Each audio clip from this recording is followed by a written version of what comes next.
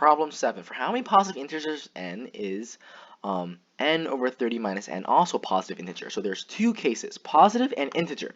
For a fraction to be positive, a must be greater than 0 and b must be greater than 0, or it could be a is less than 0 and b is less than 0. Now let's consider the integer part. If a fraction were to be an integer, there are two possible cases, a is equal to b or a is greater than b. So let's consider these possible cases. For case 1, we have a is equal to b. Well, n must be equal to 30 minus n, therefore n is equal to 15. If n is equal to 15, that's a possible case, so we have one possible solution. Now let's consider case 2.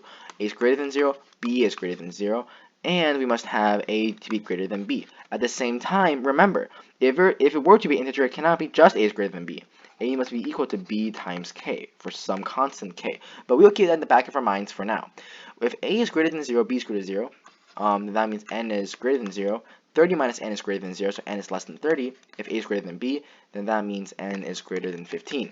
So from the number line, we see here that's 0, that's 15, that's 30, right? That's 30, n is greater than 0, n is less than 30, n is greater than 15. Notice it's not greater than equal to 15, so we do not overcount the 15 case right here. So our ultimate range for case 2 would be n is less than 30, greater than 15. Great, now we have this, but it cannot just be the total number of terms in here, because we don't know if they're potential multiples.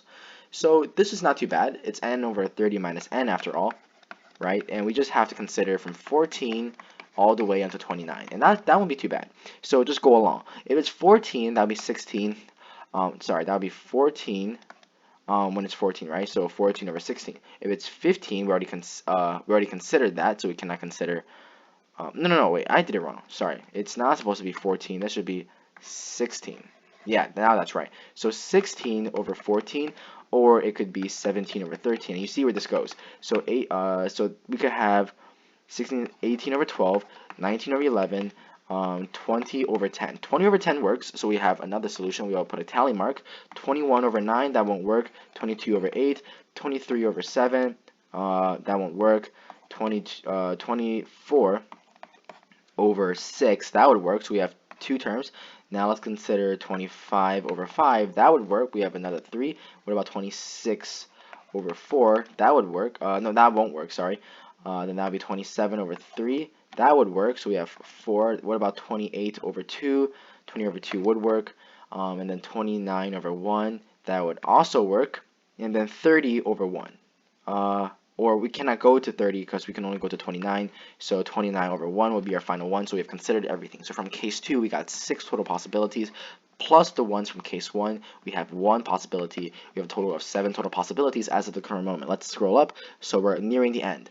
So what about case 3? Case 3 is where a is less than 0, b is less than 0, and that a is greater than b in this case. And if we were to evaluate this, obviously this would be wrong, right? Because n over 30 minus n must be greater than 30 minus n. So that must mean we have the same term, n is greater than 15. But n is less than 0. And then 30 minus n must be less than 0. So n must be greater than 30. Let's see where the common region all holds. Well, if that's 0, that's 15. That would be 30. The n is greater than 30, n is less than 15, and n is less than 0.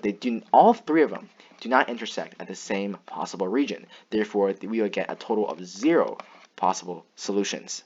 So therefore, we would have 7 overall, and our final answer would be answer choice D.